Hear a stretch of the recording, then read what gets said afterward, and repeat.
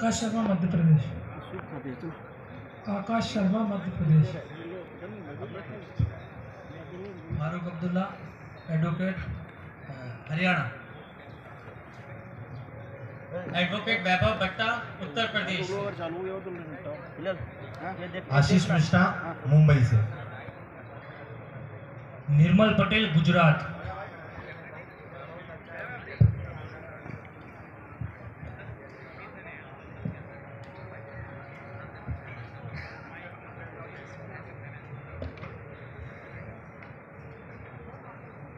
शुरू करूं?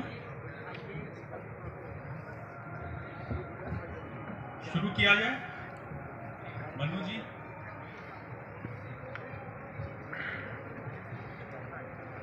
वेट करो। 2 मिनट।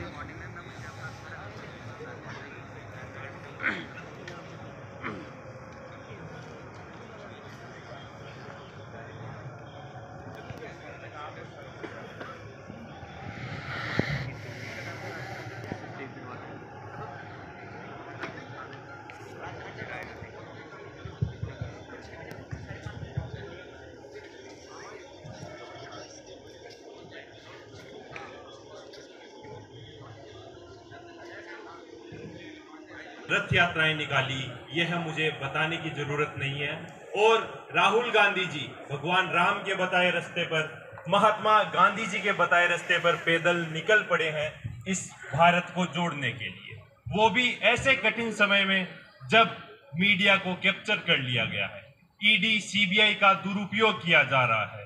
फिर भी राहुल गांधी जी जनता के बीच जनता की तकलीफों को समझने के लिए, जनता के मुद्दों को इस पूरे देश तक पहुंचाने के लिए निकल पड़े हैं पैदल यात्रा पर। आनंद, मिशन क्या है भारत जोड़ो यात्रा? उद्देश्य क्या है भारत जोड़ो यात्रा का? भारत जोड़ो यात्रा का मुख्य उद्देश्य जो इस देश की जनता में जो प्रेम भाव, जो भाईचारा पहले बना हुआ था, वो भाजपा की सरकार आने के बाद धीरे धीरे कम होता जा रहा है। उस भाईचारे को बनाए रखना मुख्य उद्देश्य है। उसके साथ बेरोजगारी से लड़ना और महंगाई के खिलाफ लड़ाई लड़ना इस भारत जोड़ो यात्रा का मुख्य उद्देश्य है। धन्यवाद।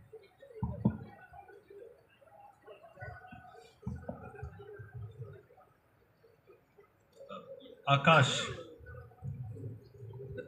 पेट्रोल डीजल की कीमतें बढ़ने से क्या महंगाई किस तरह बढ़ती है और इस पर क्या असर पड़ता है इसका? देखिए, सबसे पहले तो हमें समझना होगा कि ये इकोनॉमिक्स दो हिसाब से डिवाइड है।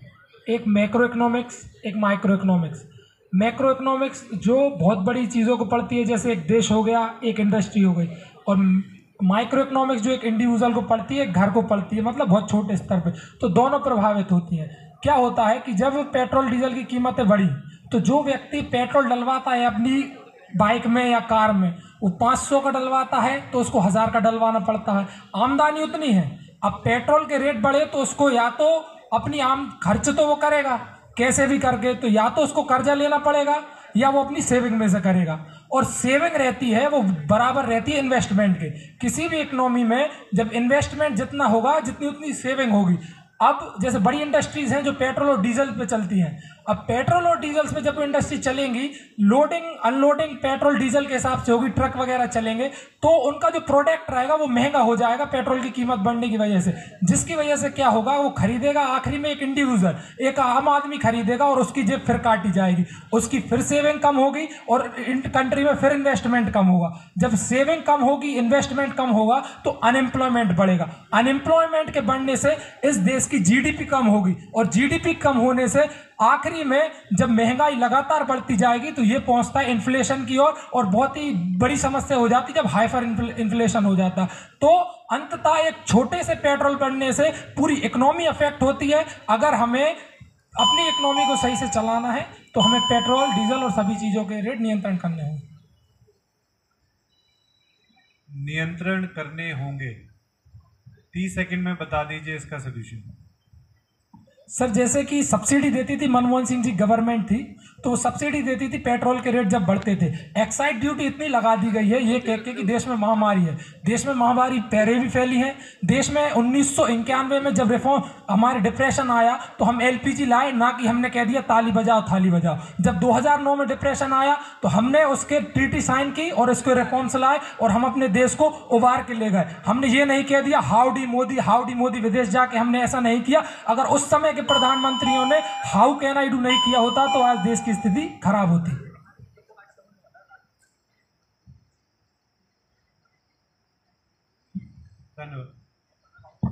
फारूक जी, मनमोहन सिंह जी की सरकार के समय पेट्रोल डीजल पर सेंट्रल टैक्स कितना था, अभी कितना है, और जो वर्तमान सरकार ने एक सेस टैक्स लगाया है उसको आप किस तरह से देखते हैं? मनमोहन सरकार के समय में जो एक्साइज ड्यूटी थी पेट्रोल पर वो 9 रुपये 48 पैसे थी, और जो डीजल पर जो एक्साइज ड्यूटी थी वो 3 रुपये 56 पैसे थी, जिसको मोदी जी ने बढ़ाकर पेट्रोल पर जो टैक्स बढ़ाया है एक्साइज ड्यूटी 27 रुपये 90 पैसे कर दिया है, और डीजल पर बढ़ाकर उसको 21 रुपये 80 पैसे कर दिया है। जिससे जो सेक्स टैक्स की जो आपने बात करी है, सेक्स टैक्स वो होता है टैक्स ऑन टैक्स, टैक्स पर टैक्स, ऐसा टैक्स जिसको मोदी जी ने 2021 और 22 के बजट में लेकर आए कि हम ये कृषि सुधारों के लिए इस पैसे का इस्तेमाल करेंगे, जिसमें उन्होंने बढ़ाकर जिसको हम बोलते हैं एग्रो इंफ्रा सेस टैक्स, जिसमें उन्होंने डीजल पर पेट्रोल पर बढ़ाकर 2.5 रुपये कर दिया प्रति लीटर टैक्स बढ़ाया, और डीजल पर 4 रुपये प्रति लीटर बढ़ाया। जो ये सेक्स टैक्स है, जो ये टैक्स अलग से देना पड़ता है, ये टैक्स ऑन टैक्स है, जिससे अगर जो इतना टैक्स जो बढ़ रहा है, जिससे आम आदमी, गरीब मजदूर किसान, उसकी जेब पर जो डाका डाला जा रहा है, जिससे गरीब और गरीब होता चला जा रहा है। क्योंकि जब आपका टैक्स बढ़ता है तो जो आपका ट्रांसपोर्टेशन है उसके चार्जेस बढ़ जाते हैं, जो माल भाड़ा जो ढुलाई होता है एक जगह दूसरी जगह जाता है, तो जो कीमतों में उसको डालते हैं तो जो जरूरी कीमतें हैं वो बढ़ जाती है उनकी कीमतें। यहाँ तक कि जो किसान डीजल का प्रयोग अपनी सिंचाई के लिए करता है तो उसकी जो लागत बढ़ जाती है, जिसके कारण जो फल सब्जियों की कीमतें, आटे की कीमतें, चावल की कीमतें वो सब बढ़ जाती है, जिसका जो बोझा होता है वो गरीब आदमी के जेब में पड़ता है। और जो पेट्रोल और डीजल की कीमतें बढ़ाकर पिछले 8 साल में चौंकिए मत 25 लाख करोड़ रुपया मोदी ने लूटने का काम किया है।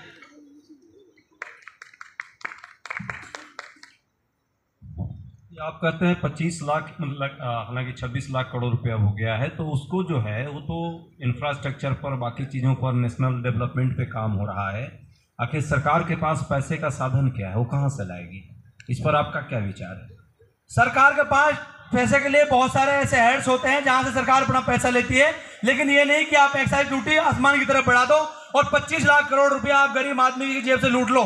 क्योंकि ये जो 25 लाख करोड़ रुपया है उसके साथ सरकार ने जो पैसा बढ़ाने के लिए सरकारी कंपनियों तक को भेज दिया। हद तो जब हो गई जब सरकार ने डालमिया के लिए लाल किले तक को गिरवे रख दिया। इसलिए हम कहते हैं कि किला भेज देंगे, जिला भेज देंगे, अमन भेज देंगे, चमन भेज देंगे, ये कमल वाले बड़े बेशर्म है, इन्हें दोबारा वोट ना देना, वतन भेज देंगे। और ये जो 25 लाख करोड़ रुपए लगाया है, ये 12 लाख करोड़ रुपए उद्योगपतियों कर्ज माफ करने के लिए इन्होंने किया है।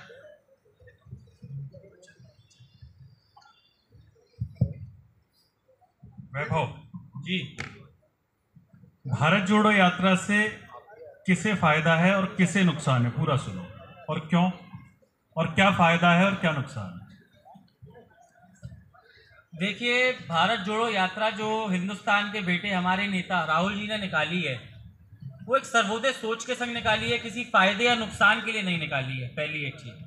अब हम आते हैं फायदे पे और नुकसान पे। तो इससे जो सबसे बड़ा नुकसान है वो आरएसएस, गोड सेवा, गोवलकर सोच, जो कि वर्चस्वधारी सोच है, जो कि जिनकी सोच है कि पावर कुछ ही लोगों के हाथ में रहनी चाहिए, नफरत फैलाने वाली सोच है, ये उनके लिए नुकसानदायक है। क्योंकि इसका जो फायदा है वो सीधा सीधा उन लोगों को हमारे देश के मिलेगा, उन्हें ये चीज समझ में आएगी।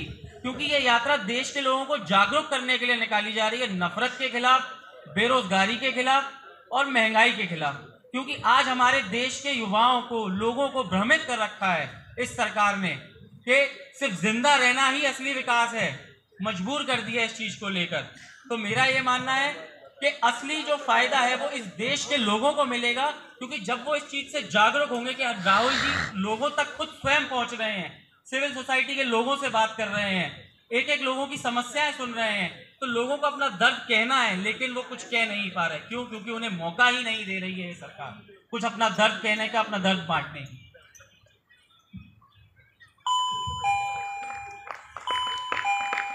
महंगाई है, बेरोजगारी है, ये हमें बोलने की क्यों ज़रूरत पड़ रही है? अगर है तो उनको भी महसूस हो रहा है, तो वो आवाज़ वहाँ से क्यों नहीं आ रही है? हमें क्यों उस आवाज़ को जगाने के लिए उन तक जाना पड़ रहा है? अगर इतनी महंगाई और इतनी मार है उस चीज़ की, तो वो खुद ऑर्गेनिकली अपने आप वहाँ से क्यों नहीं जनता आक्रोशित होकर उठ रही है? देखिए, जनता तो आक्रोशित है, लेकिन समस्या क्या है कि जब जनता को एक समस्या होती है तो उसका निदान करने की जगह दूसरी समस्या उनके सर पे दे दी जाती है, जिससे कि वो उन्हीं समस्याओं में उलझी रहे और वो ये समझ ही ना पाए कि असली परेशानी आ कहाँ से रही है। मतलब आप ये कह लीजिए कि सीधी सीधी बात है कि जनता को इतना मजबूर कर रखा है कि वो जिंदा रहने को ही अपना विकास समझ रही है। Thank you. आशीष, मनमोहन सिंह जी की सरकार के समय में बेरोजगारी दर क्या थी, और जो लोग करोड़ों नौकरियों का वादा करके सत्ता में आए, उन लोगों के समय में बेरोजगारी दर क्या है? शुक्रिया मौका देने के लिए। सबसे पहले तो मैं बताना चाहूँगा कि मनमोहन सिंह जब हमारे प्रधानमंत्री हुआ करते थे, उस समय बेरोजगारी की जो दर थी हमारे भारत में वो 5.60% थी, और अगर आप औसतन उसे देखने जाएं तो 3.6% के हिसाब से आती थी। और आज के दिनों में 45 वर्षों में पहली बार ऐतिहासिक रूप से बेरोजगारी दर भारत में बढ़ी है, और ये सर्वविदित है, सब जानते हैं इस विषय को। 8.3% से ऊपर जो बेरोजगारी दर गया है वो प्रमाणित भारत में हुआ है। कोरोना की पहली लहर में 1,54,00,000 लोगों ने अपने रोजगार को गंवाया है, दूसरी लहर में 52 लाख लोगों ने अपने रोजगार को गंवाया है, तीसरी लहर में 12 लाख लोगों ने अपने रोजगार को गंवाया है। ऐसा क्या कारण है कि बेरोजगारी दर बढ़ रही है? सरकार की गलत नीतियां सबसे स्पष्ट है। जैसे कि मैं आपको बताना चाहता हूं, सरकार ने कभी न्याय योजना पे काम करने का सोचा ही नहीं। न्याय योजना जो कांग्रेस पार्टी और मनमोहन सिंह जी की एक जो धारणा थी लोगों को एक सकल विकास दर में लेके आने के लिए, उसके ऊपर प्रधानमंत्री जी ने कभी कोई कार्य नहीं किया, जिसका परिणाम फलस्वरूप आज ये है कि भारत बेरोजगारी दर में सबसे अव्वल दर्जे पे चल रहा है, और इसकी मार सब लोग खा रहे हैं और विकास दर गिर रहा है। आर्थिक ये बेरोजगारी और महंगाई वैश्विक समस्या है आज के समय में। सिर्फ भारत पर ही और एक सत्ता पक्ष पर ही आप क्यों बार बार प्रश्न करते हैं? हम भारत में हैं, भारत हमारे लिए महत्वपूर्ण है, इसलिए हमको सबसे पहले भारत को देखना होगा। भारत के प्रधानमंत्री भारत में चुनाव लड़ रहे थे जब उन्होंने 2 करोड़ रोजगार का वादा किया था। आज वो वायदे का क्या हुआ? ये जितेंद्र सिंह जी जो केंद्रीय मंत्री हैं, वो सदन के पटल पे खड़े होकर कहते हैं 22,55,00,000 लोगों ने रोजगार के लिए आवेदन किया और 7,29,000 लोगों को हम लोग ने रोजगार दिया। बड़े शर्म की बात है। और प्रधानमंत्री इस विषय पे चुप्पी साधे बैठे हुए, विपक्ष की आवाज दबा दी जाती है। वैश्विक महामारी है, हम भी समझते हैं, लेकिन आपको छोटे लघु कुटीर उद्योग के लोगों को न्याय योजना की तरह आगे लाना होगा।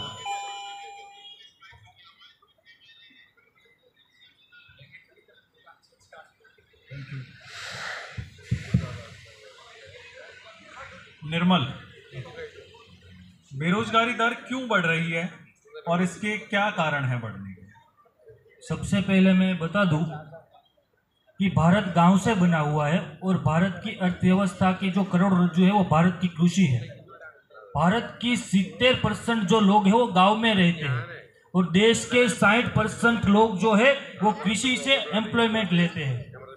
लेकिन आज माइग्रेशन बढ़ा है क्योंकि गांव में आज रोजगारी नहीं है, क्योंकि आज गांव की कृषि टूट चुकी है और कृषि जो टूटी है उसका मुख्य कारण है उसकी जो इनपुट कॉस्ट है उसमें बढ़ी हुई महंगाई। क्योंकि आज का किसान यह महंगाई के कारण वो खुद मर चुका है, इसी के कारण उसी के बच्चे भी माइग्रेट हो रहे हैं। वो शहर में आते हैं तो वह शहर का जो इंडस्ट्रियल एरिया है उसमें भी आज प्राइवेट नौकरी नहीं है। सरकारी नौकरी के लिए वो बड़े शहर में जाते हैं, 5-5 साल मेहनत करते हैं, लेकिन वो भी पेपर काट। पिछले 27 साल से गुजरात में भारतीय जनता पार्टी के गुजरात मॉडल वाली सरकार है, लेकिन किसान का कर्ज दिन प्रतिदिन बढ़ता जा रहा है उसकी इनपुट कॉस्ट बढ़ी है, लेकिन उसकी जो फसल है उसके दाम नहीं बढ़े हैं, जिसी के कारण उसका कर्ज बढ़ा है। और मैनिफेस्टो की बात हो रही है तो मुझे मालूम है कि कांग्रेस की सरकार बनती है तो जो स्टेट गवर्नमेंट अगर कांग्रेस की बनती है तो किसान के 3 लाख रुपए तक का कर्ज है वो माफ कर देगी। और इसी के आधार पर जो मैनिफेस्टो की बात हो रही है। निर्मल, गेटको का क्या इशू है? क्या गेटको का क्या इशू है गुजरात में? जो गेटको है वो इलेक्ट्रिसिटी प्रोवाइड करने की एक संस्था है और इसी का अभी इश्यू है कि वो उसका प्राइवेटाइजेशन हो रहा है, जिसकी एक शाखा में आपको बताऊं कि हमारे सौराष्ट्र में गुजरात इलेक्ट्रिसिटी बोर्ड चल रहा है, जिसे जीईबी बोलते हैं, पीजीवीसीएल पश्चिम गुजरात वीज कंपनी लिमिटेड। नहीं, इशू क्या है उसमें? स्कैम क्या है उसमें? भ्रष्टाचार क्या है? ओके, मैं आपको बता दूं कि अभी 4 महीने पहले जनवरी में गेटको की जो 4 हमारे